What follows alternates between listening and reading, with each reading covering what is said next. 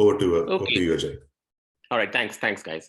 So this is really a kind of I've been writing notes for the last several weeks that we've done chapter 6, and I just threw most of it in some shape or form into a few pages. I know we kind of did this over October, November, and then we had a month-long break. So hopefully this would be a refresher of everything that we've gone through, or at least some of what we've gone through, certainly not everything.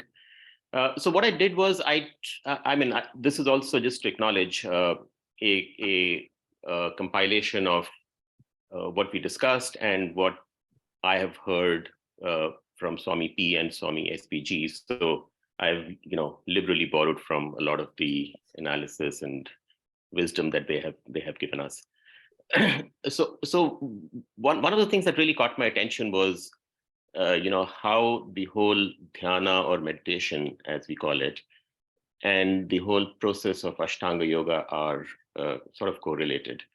And before we get into it, I just wanted to kind of introduce the fact that the two are very different philosophies, yet their practices are quite similar. And where the philosophies are different is that yoga really kind of says that meditation is a culmination into a sort of thoughtless state, which then going forward leads to liberation.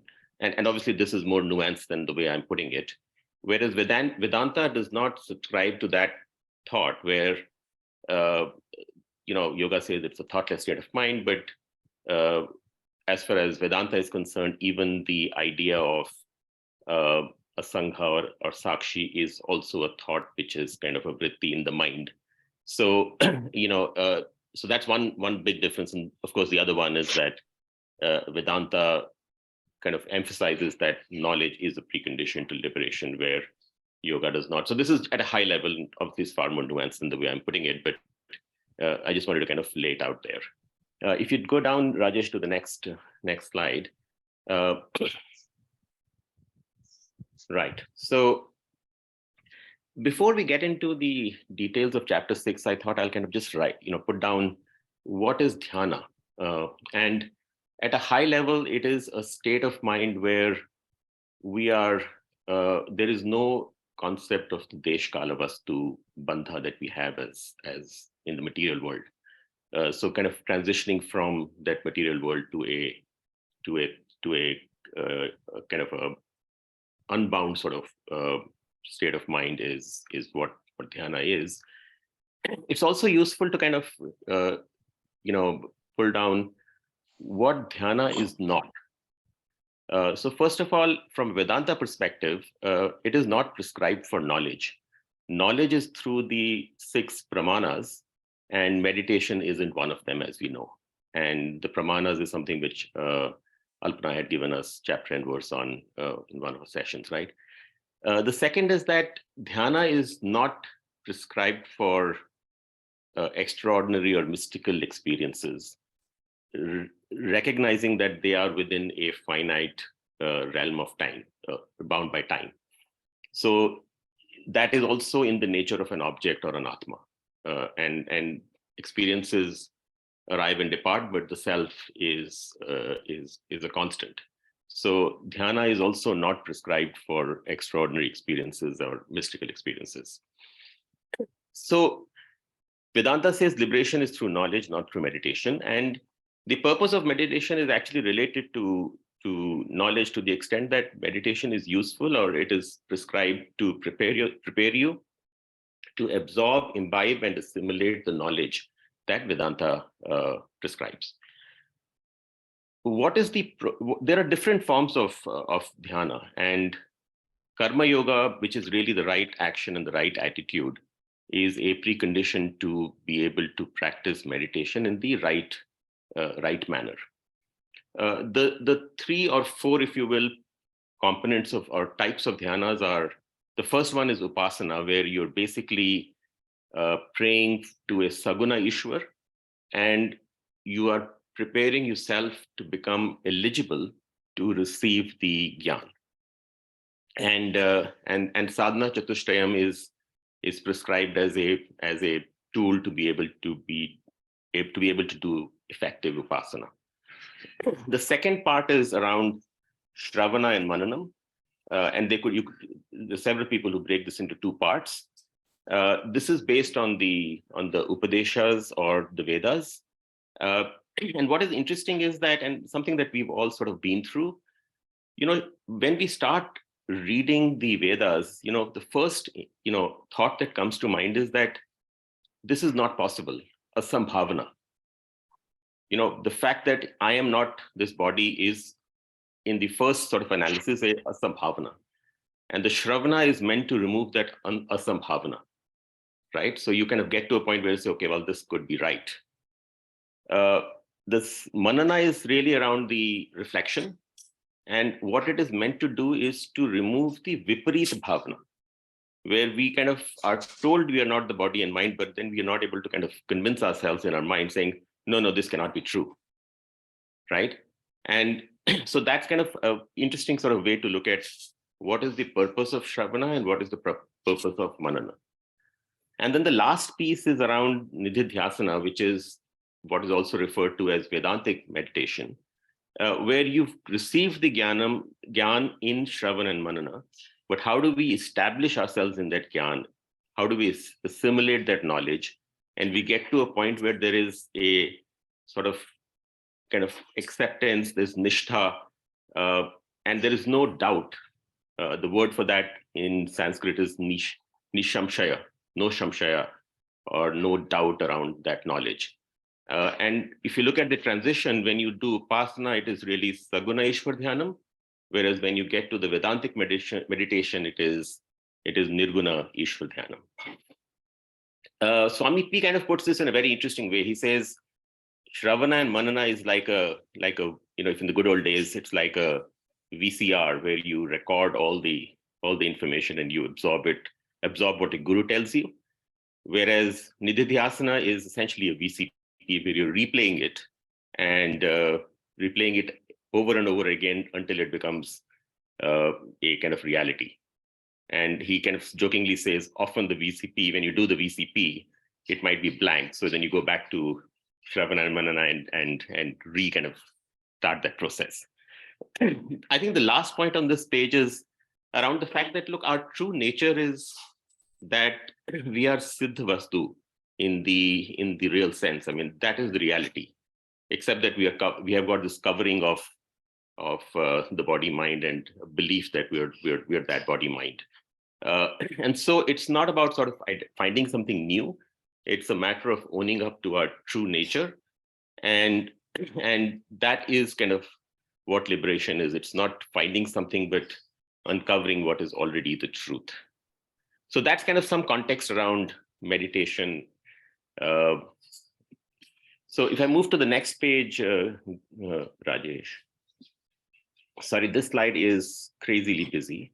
My apologies. But what I wanted to do on this page was to, on the left, what you see is the Ashtanga Yoga, the 8 limbs which go from bottom to top, the Yama Niyamas, and then all the way up to Samadhi. And on the right, I've got some notes which relate to chapter 6, which I wrote down, and then I wanted to see how we can sort of converge the two. So I'm going to start at the bottom, right? The bottom is really the 5 yamas, which are essentially, you could call them don'ts, your social behavior, whatever you want to call it, right? But they are really kind of things that you don't do. And then you've got the 5 niyamas, which are the vidhis or the personal disciplines, which are kind of do's. This is our day-to-day life, right? And we've kind of been through this, but essentially this is defined as bahiranga sadhana, which is like an outward behavior, if you will. So if you look at these 10 commandments, essentially they prescribe how we should live our day-to-day life. How do we spend our 23.5 hours in the day if you leave aside half an hour for meditation, right? And they're relatively simple and easy to understand. The don'ts are, you don't do any violence, you don't speak lies, you don't possess anything that's not legit. You practice brahmacharyam, and very interestingly, brahmacharyam is actually a sandhi of the word brahma and vichara. So brahmacharya is essentially kind of not having an appropriate attitude to the opposite sex. And the last one is also interesting, which is do not possess things that you don't need. And that is kind of the genesis of the whole concept of dhanam. And today is Shakranti, of course, and in Shakranti, everyone, you're supposed to do dhanam, but that's really an integral part of the 10 commandments in the Ashtanga Yoga. And on the other side, on the niyamas, you stay clean, you make sure you're contented, you do self-study of the scriptures, you maintain an austere living, and most importantly, you surrender to the will of God, and the whole concept of Sharanagati, right? So that's kind of the base, the day-to-day sort of lifestyle that, or things that will determine your day-to-day lifestyle, right? So that's kind of the base, which is effectively, if you look at our chapter 6, your first 15 or 17 verses cover a lot of these aspects, right? Then if you go further up to the three middle ones, which is asana, pranayama, and pratyahara, there are 8 things prescribed in chapter 6, which are essentially things that you do in preparation for meditation. And I'm not going to go through the whole thing, but essentially it talks about, being in a clean place, doing it at a particular time, making sure you're seated comfortably, you've got the right sort of posture, you're relaxed, you're not agitated, you have sense control, you're a sangha, which means that, your mind is withdrawn from the material world. And the last one I think is very important, because you need to have that intellectual conviction that what you're doing is valuable to you, right? So that's the middle part, which is what's covered in about 6 or 7 verses in chapter 6, I think 6:10 to 6:15. And then what is the most interesting is when you look at the top of the pyramid, where you've got dharana, dhyana, and samadhi, right? And it's very, very sort of interesting, because this is really at the core of nididhyasana, right? Where you do 3 things really, right? One is you point your mind to a object, ishtadevta, something that is the object of meditation. So dharana is essentially one pointedness. That's where you start. Dhyana is nothing but once you've pointed yourself to one place, you just retain your focus onto that object of meditation, right? And you do it for a length of time. It could be 10 minutes, it could be 40 minutes, it doesn't matter. But the more important thing is to retain the focus as much as possible. Now, an important element that is to be considered is that it does not mean that you are in a state of thoughtlessness.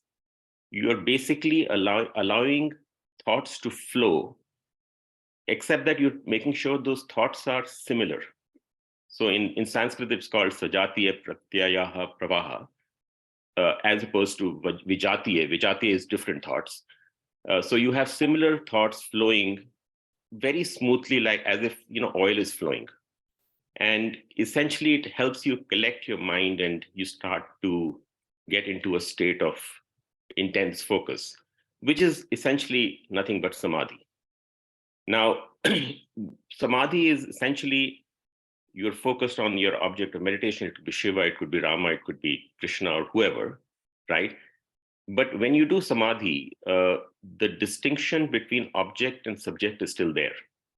So it is actually called savikalpaka samadhi, right? Because there are 2 sort of things that they're 2 separate things, if you will, right? And doing this savikalpaka samadhi requires a certain willpower and a deliberate sort of action or focus, right? Having done all of this, the final culmination of all this is that you get into this state where the differentiation between the object and the subject is sort of not manifest. And you start to kind of repeat a mantra or a japa involuntarily, kind of sahaj samadhi, which is like it just comes easily to you. And eventually it gets to a point where you are kind of in this nirvikalp samadhi, where it's like a nirguna ishvara sort of state, and that is sort of the ultimate goal from the Ashtanga Yoga point of view, that you get to a state of nirvikalp samadhi. And there's a good example that essentially it's like a flame in a closed container, which is steady, which is focused, doesn't move. And the question is, how do we engage that mind in a way that the thoughts are totally sort of focused on that one object of meditation? So in a way, the whole sort of process of meditation is to move from an atmakara vritti, which is vritti of the material objects and world, to a akhandakara vritti, which is that one single reality. So this is like how kind of the whole Ashtanga Yoga, which is used as a tool to focus and get into the state of meditation, and how it relates to what we've captured in chapter 6. And I'm just looking at sort of, is there anything else I wanted to mention, but I think that's good. So this is really coming out of something which I really, really liked. This is, I think, in shlokas 18 to 23, where Swami P talks about 7 definitions of samadhi as to what is that culmination. When we say samadhi, where does it lead you to? And there are 7 beautiful sort of phrases that he summarizes, and I've put them on the slide. The first one is that once you're in a state of samadhi, then you have what is called chitta uparamanam, which is a complete tranquility and relaxed mind, right? So that's kind of the first sort of definition or outcome or culmination of samadhi. The second is atmana darshan, which is really getting into that state of purnatvam, where you are your true self and there is nothing else but Brahman. The third one is atyantika sukham, which is maximum ananda, because this is what he calls the limitless happiness that we all seek, which is born out of knowledge, and that is not that he kind of specifically mentions is different from the experiential joy which is still in the material world, right? The fourth one is around tattva nishtha, wherein you are absorbed in Atma at all times. And he uses the example of cycling in a busy street, where you can just cycle and pass through all sorts of obstacles without thinking how you do it, right? So the whole sort of the fact that you are kind of established in that sort of wisdom is tattva nishtha. The fifth one was interesting. It's atyantika labha, and kind of saying, what is atyantika labha? The atyantika labha is something which is the biggest of the biggest gains, or a gain beyond which you cannot go, and sort of effectively saying that this is something that is bigger than everything else, and everything else becomes insignificant. And again, a lot of this stuff is something that you can only imagine, because obviously we're still at the sort of the beginning of a journey, if you will, but it gives you a flavor of what that might be. The sixth one is around atyantika dukkha nivritti, where you have the ability to deal with all kind of negative things that happen to you in life. And there's an interesting way of looking at it, is to kind of saying, if you're faced with some tragedy or some shock, instead of saying why did it happen, you kind of take a moment and say, so what, it's okay, right? So that's an important sort of way of looking at it. And the last one is actually a slightly nuanced thing. It's dukkha samyoga viyoga, which is it's not as if the number 3, which is atyantika sukham, will come. It's there. It's not like a mystic pleasure which will come, or something that is new. It's that infinite ananda which is already there. And it's like the example of a doctor who gives you medication to remove the obstacle he doesn't change your body, right? Similarly, the obstacles go away, and the true nature kind of comes forth. So again, a lot of this is stuff that, at least at this point, sounds very theoretical, but it gives a flavor of what does samadhi kind of lead to. And interestingly, I mean, I just realized it, that samadhi is really a sandhi of two words, sama and dhi. And sama means evenness, and dhi is the mind. So samadhi is nothing but an evenness of mind. It's a pretty simple thing, but obviously for me it was something new. Okay, so that's third slide. Just go on, Rajesh. Okay, so I just put down a few other thoughts which I picked up from the various notes, which is 6.24 to 32 talks about what is the phalam. And the phalam is that, you have very different perspective of the world. And then there's a whole sort of shloka on samadarshana where, whether you are like a Brahmin or a dog or a dog eater or whatever, everything is the same, right? So you look at everything with a certain level of equality, and there is no raga dvesha, so raga dvesha atita. So that's kind of the concept of dhyana phalam. I quite like the whole section 4 or 5 shlokas on what are the obstacles and what is the solution. So dhyana pratibandha and dhyana parihara. The obstacle is very simple. It's distracted mind, right? Which is what meditation is trying to get over. And the remedies are, interestingly, vairagyam, which is being dispassionate about the material sort of world. And there is nothing which succeeds like practice. So abhyasa is a fundamental kind of remedy to get over the distracted mind, or vikshepa. And Swami SPG actually adds a third one, which is he talks about bhakti, because bhakti adds to the faith, and therefore that helps with sort of removing the distractions and helps build concentration. And then the last one was very interesting, because this is based on Arjuna's question, where he kind of, like many of us again, he asked the question as to what happens if I don't get moksha and I've kind of put all this effort over several years. Is it all wasted? And Swami SPG actually, so not SPG, Swami P actually says there are only two outcomes at the end of your current life.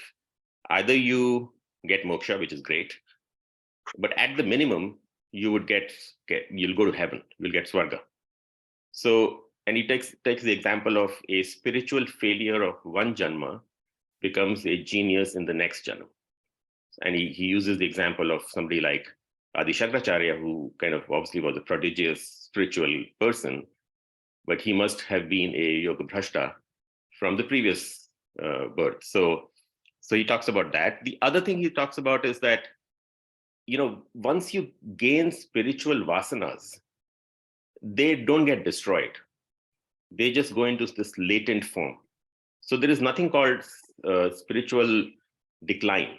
There could be spiritual stagnation, which is possible, but there's nothing called spiritual decline. And he takes the example of burning embers, where we think there is no fire, but if you blow, it will sprout up, right? So he says there is no question of fall. It remains, and once the right conditions are created, it will come back.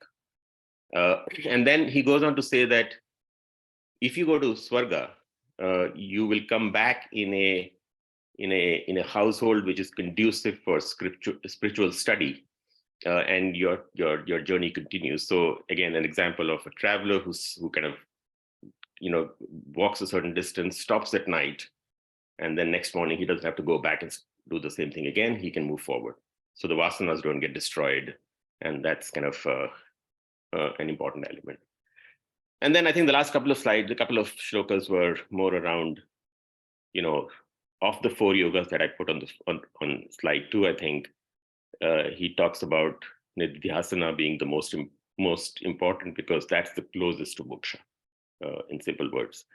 And he also talks about how bhakti helps. This is Swami SPG. He also talks about how bhakti is an important aspect to be able to kind of close that gap between perceived reality and actual reality. Yeah, I think that's kind of broadly where I kind of put my notes down. I'm going to stop there. Just awesome, yeah. Awesome, yeah. Very comprehensive, Ajay. Super. Some more is there. One more slide I saw, 6.1. Yeah, there's some notes, Subbu, which I don't think I want to go through. Okay. Brilliant, yeah. Simply brilliant. I think very detailed, very informative. Thank you so much. I think you've taken also great pains and effort to get this done for us. Thank you, and hope you'll be sharing this. Yeah. I'll put it on the group. Sure. Thank you. Yeah, simply brilliant. Very nice. Thank you, Ajay. Good reference. It's a great I liked it the way reference, you. Ajay. Absolutely spectacular. I mean, this is I've joined after a long time, and happy to hear. This is wonderful, Ajay. No, thanks, guys. I really like the way you linked up the two, right? The Ashtanga Yoga and Chapter 6. So I really like the analogy. So obviously there is in-depth understanding of both sides, right? So it's good. Very nice. Yeah. Yeah, this is actually Kishore is not here today, but Kishore is somebody who was always asking as to how the two link up. And then I kind of chanced upon a couple of lectures which had that. So I thought, let me just kind of compile them together. Wonderful. You know, one of the things that I'm actually thinking about, Ajay, maybe we should talk about it later on. Let me just pause the recording for a second. Actually, it can be. I think maybe after we finish Gita, we should probably move to Aparoksha Anubhuti and maybe do that, because Aparoksha Anubhuti actually compares Ashtanga Yoga and the Vedanta path and how everything is mapped on with totally different definitions to common words. It's very beautiful. Right. No, I have done half of it, so I haven't gone to the other end. But yeah, we should do that. That's a brilliant text. Yeah. So, any questions for Ajay?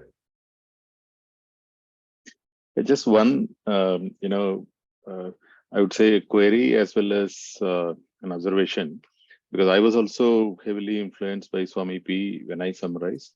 So, when we talk about the posture, like, if you go to that slide on pyramid, where we talked about 6.1 to 6.9, and then later 6.6 to 6, we call that as Bahiranga Sadhana, right? Bahiranga external Sadhana, one. External one, and then 6:10 to 6:15 is the Antaranga Sadhana, or the internal one, right?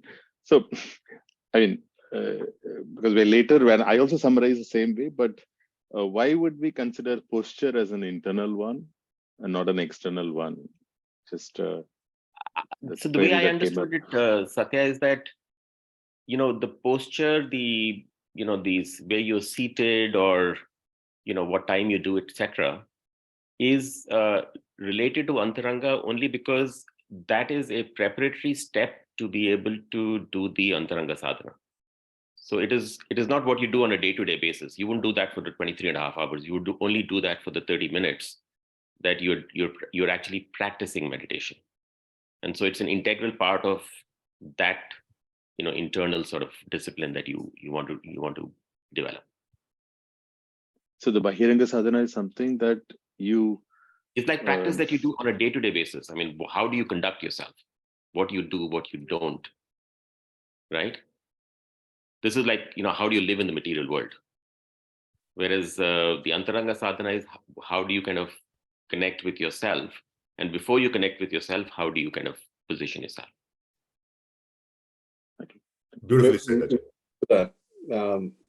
So on that point, the practice of Ashtanga Yoga, and I think Kishore, if he was here, would be able to give more chapter and verse on this. But it's not just the posture on its own, or breath on its own, or drishti on its own. The three elements, the three together, when they work. I mean, if you look at it, it's actually antithetical in that we are asking the mind to get still, when it is the mind, body, the blood system, the endocrine system, everything that we have is geared towards activity always.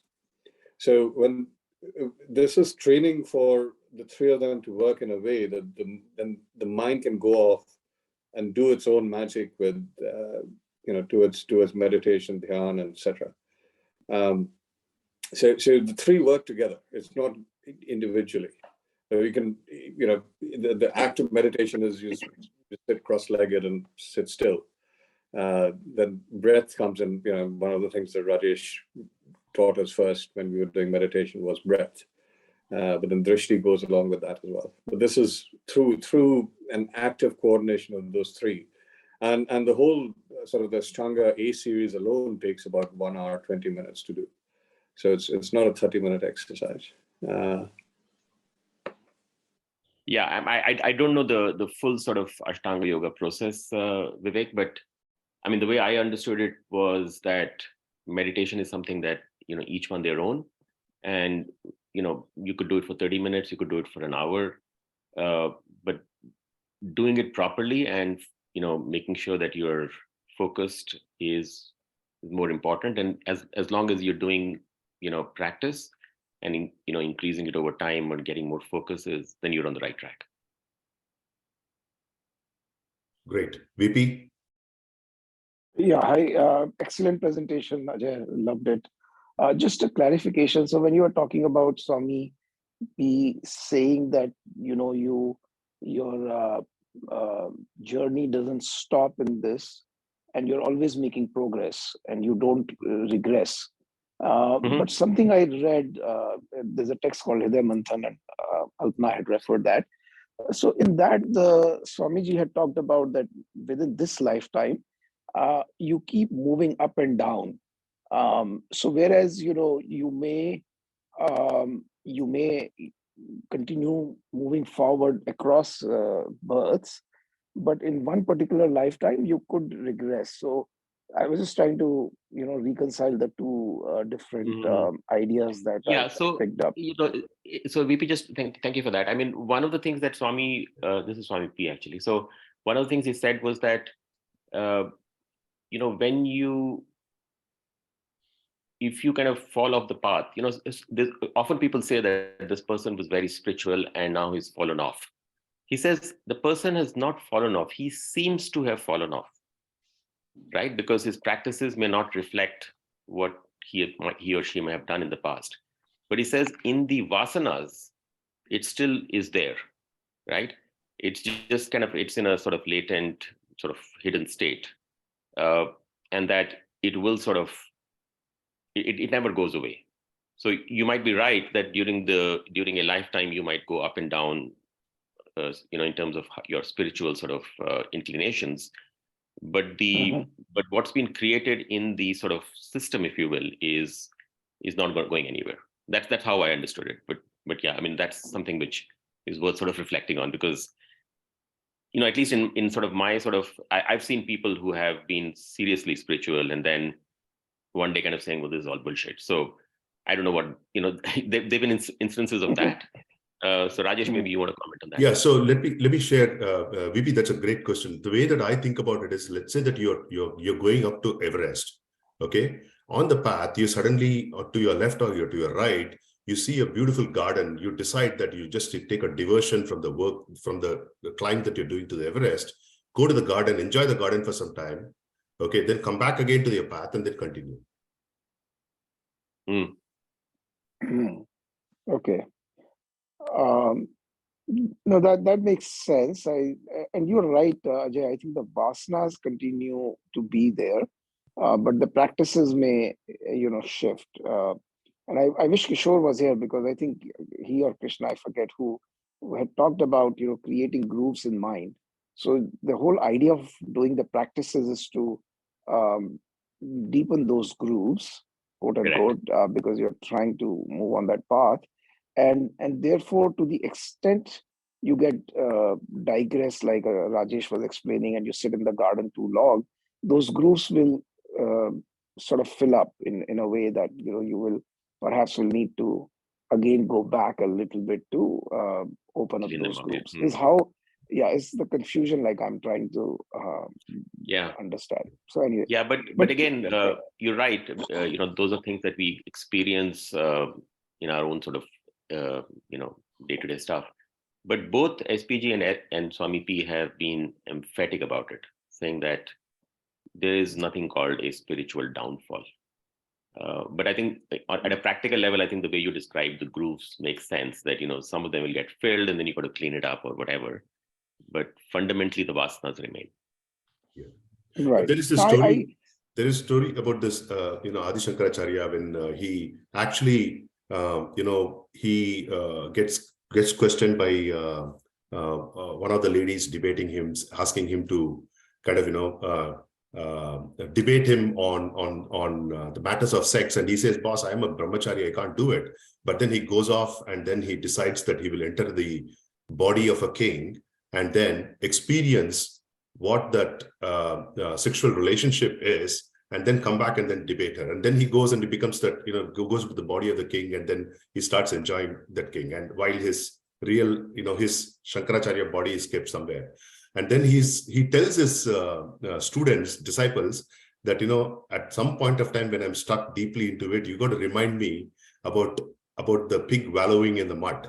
Okay. And when you remind me about the pig wallowing in the mud, then I will know my true nature. Then I will stop this and then come back to that. So it's like the pig wallowing in the mud. If we have to take a diversion, we are like going off into something that we are not supposed to be doing, but somehow enjoying that particular stuff. And then we come back again. Yes, he comes back. Guns. Wait, he won't be Shankaracharya if he didn't come back. I know. Go ahead, Guns. Ask a question. Hey, a beautiful summary, Ajay. Thanks a lot for this, and it's so comprehensive. How you move through the different stages. I'm going back to the beginning of what you were saying, the thoughtlessness versus the flow of thoughts. And there was a difference or different perspective between Vedanta and how yoga or Sankhya calls it. And maybe those two are themselves different. Was there any more insight into that? Because I know Kishore is not here. He loves to introspect on this one particularly, because I know we had a discussion on the same topic from last time. There were different types of samadhi in that book that he recommended. I was reading and continuing to do that by it's Yoga Sutras book, Patanjali. Patanjali's book. So anyway, there the recommendation is you have to stop all thinking. The interpretation of that could be is to get your focus right when you are meditating. Right? I remember Kishore mentioning that, but just want to see where your mind was on that particular thing, like thoughtlessness versus getting the focus right. Yeah, I mean, look, I think, again, I don't know enough to be able to give any coherent sort of explanation, but the way at least Vedanta looks at it is that, if the fact that you cannot be thoughtless, because your mind will always have a thought. That is a fundamental sort of, way Vedanta approaches it. And so what they say is that if the mind is thinking, then thoughtlessness is a mirage, and therefore it actually talks at great length about this flow of similar thoughts, to say rather than sort of have random thoughts, let them come, let them go, but keep your mind, keep coming back to that one single thought and make sure that one single thought continues for a length of time, right? And that will then allow you to sort of focus, because you can't focus on nothing, because there isn't nothing, because mind will think something. That's kind of how Vedanta approaches it. Sankhya has a different way of thinking about it. And I've been to sort of meditation camps where I've been told that, you should just kind of, if any thought comes, let it, just let it out. And I've never been able to practice it, but, doing japa and kind of having a similar thought seems to work. But again, I think this is something that we should maybe get Kishore to sort of weigh in on when he's there next week or whenever. Yeah. No, If I may, that's very nice, Ajay. Sorry, go ahead. Beautifully Alpana? answered. yeah, if I may add a little bit on this one. So even if it is a nirvikalp samadhi where there is thoughtlessness, it is still a state you go in and come out. You're not constantly in the nirvikalp samadhi. So hence it can't be liberation. Liberation doesn't go away once you are liberated.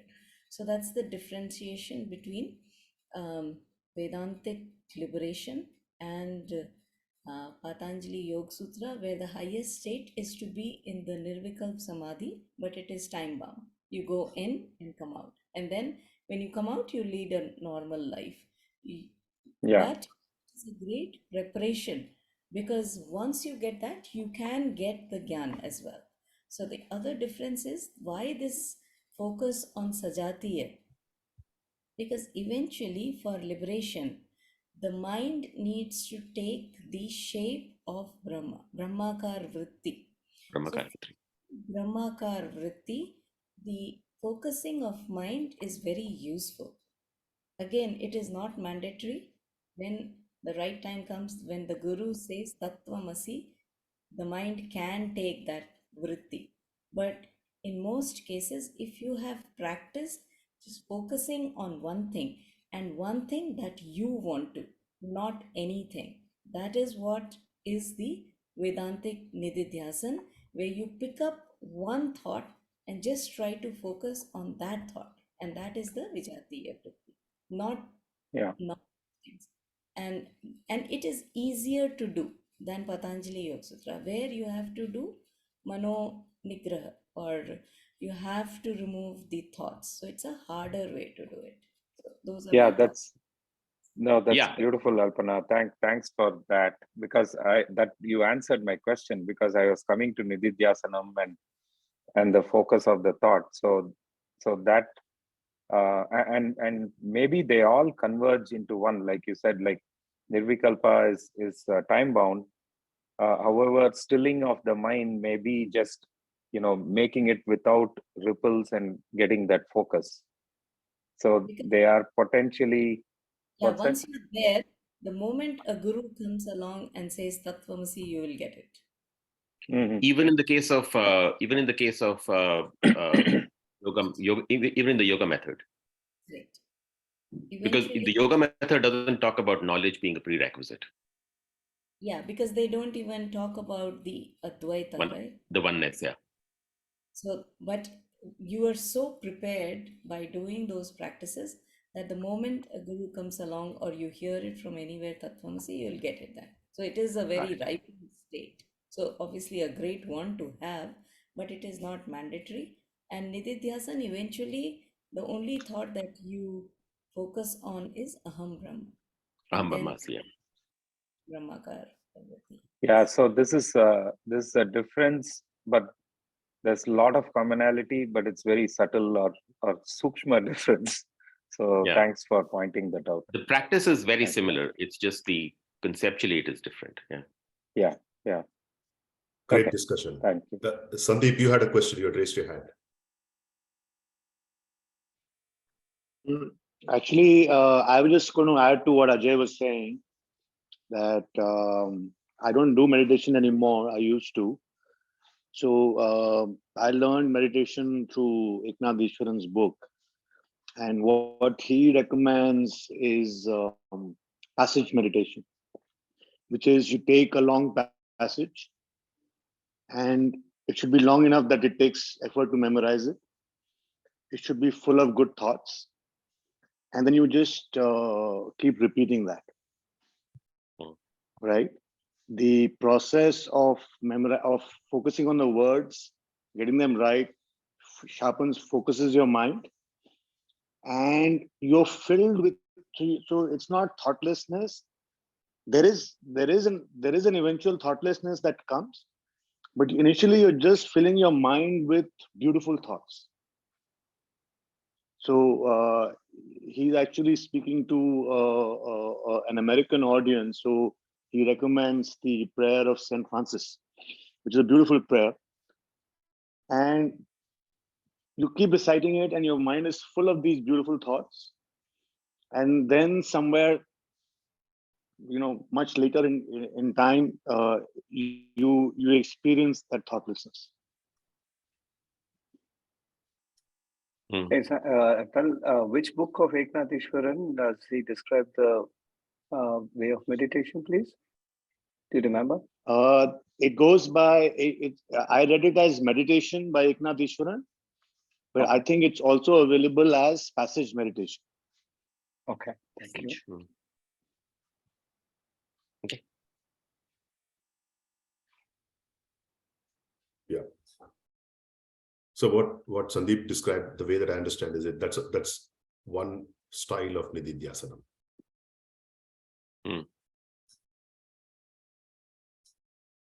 Okay. Any other questions for Ajay or comments from anybody else? So I just had this thing. Asana in Bhagavad Gita chapter 6 talks only about the posture of sitting. But in the Ashtanga Yoga, asana is that all the yoga asanas that they talk about, right? It's preparation of your body to go through the journey through this thing, right? So, yeah. Yeah. Yeah, you're right. I mean, in Patanjali Yoga Sutra, they actually prescribe doing the asanas, which then helps you get into the right posture for meditation. Yeah, cool. Thank you. So I just want to add to that on the posture. I cannot sit cross-legged. My body does not allow me to do it. So I used to actually lie down and do yoga, to do meditation. Just lie down in Shavasana. And so actually posture just needs to be something that you're comfortable with. But in chapter 6 also, I mean, it's very prescriptive actually about how, the back should be straight and, you should be stable and all that stuff. So it actually prescribes, exactly how you should sit. But you're right. I mean, a lot of us are unable to do that for a certain period of time. And I think one of the reasons why yoga, in the yoga sort of sutras, they prescribe doing a lot of the yoga asanas, essentially to prepare the body to be able to sit in that right position during meditation. I think I remember asking Rajesh once whether you could just sort of sit on a chair or lie down on your back. And I think, Rajesh, you had said that the ideal thing is to try and find a way to be straight as much as possible. Yeah. So any posture is okay as long as you're comfortable. And let's say that it's like a voluntary decision what you take, right? Say that for the next 30 minutes, I'm going to maintain this posture. The point is, there are certain postures which are more conducive. There are certain postures which naturally are not conducive. For example, sitting straight helps your body to balance your weight and all that stuff in a much more easier way, and then you're not disturbed by some of the things that happen around. Lying down is also okay, but there's a danger with lying down is that you get into a sleep mode, and it happens quite often. And then we think that we're meditating, and we kind of delusional that we think that we're meditating sometimes, but we're actually sleeping. Honestly, that's a reality. It's happened to me multiple times, and I'm pretty sure you can relate to what I'm saying. So if you're not able to manage that stage where you lie down and you're not able to go into you're going into sleep, if you're able to manage that, then that seems okay. But most people, I think it will get very difficult. Yeah. In fact, in the prescriptive, in fact, in the prescriptive description of how do you sit, it actually says keep your eye open that wee bit, to make sure that you're not sort of in touch with the outside world. So because that would be a distraction. Yeah. At the same time, you keep it open so that you don't snooze. So there is an element of that also in the way the postures are described. Right. So just a tip for those who cannot sit cross-legged. Vajrasana is also a posture in which your spine is absolutely straight. If you can do that, that's okay too. Or sit on a chair. Yeah, sit on a chair. It's okay. Yes. It's okay. No problem. Yeah. Anyway, so that's great discussion in terms of the practical aspects of meditation. So here is a question. I'm kind of slightly changing the topic a little bit, right? So maybe it's a repeat of a question that we've had in the past. So the question is, after we've done chapter 6, how has each one's practice of meditation has changed? So if I can share my experience, I was very, very confused about what should be the object of meditation.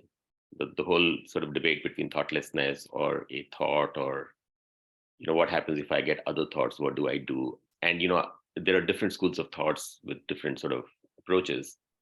But where I've kind of now sort of zeroed down is to just focus on a Ishtadevta or an object of meditation. If other thoughts come back to the original thought. And so at least I'm still not sort of doing too much meditation or too long, but at least I'm clear about what I'm trying to do. Great. That's amazing. I think what you're saying is that the purpose of what you're meditating for. One is the purpose, and also earlier I would be okay, let me try thoughtlessness, and then I would kind of try that, and I don't know, I wouldn't go anywhere, and then you would try something else, right? Because somebody else told you something on the fly. But now I'm like clear that okay, this is what I want to do. Good, bad, ugly, it doesn't matter. But I'm just going to focus on this and try and see if this works. Got it. Yeah, makes sense. Yeah. And also there's a danger, right? Sometimes when we say meditation, because there's so much quote unquote literature and free publicly available information on the internet and what meditation is, it sometimes is not congruent to what Dhyana as described in Bhagavad Gita or Upanishads is. And that's where some of the confusions do indeed come up, actually.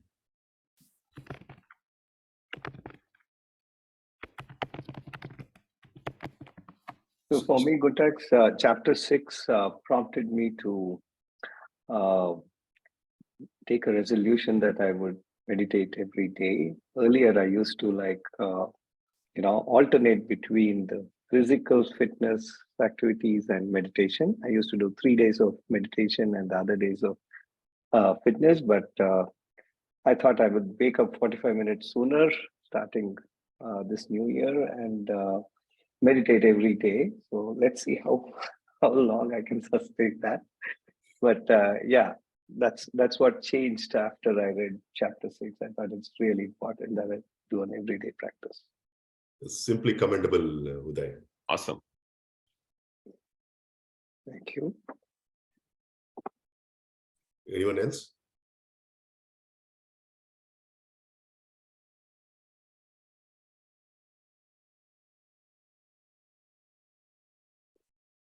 Awesome.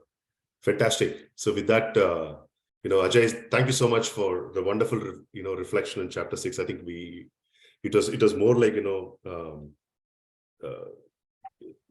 even after a gap of a month or so, you kind of, get a flurry of activities, and now suddenly the mind is revising the entire chapter 6 in such a nice way that, you want to, you start remembering and then going forward with what the practice that one is doing. So it reinforces. Thank you so much for this.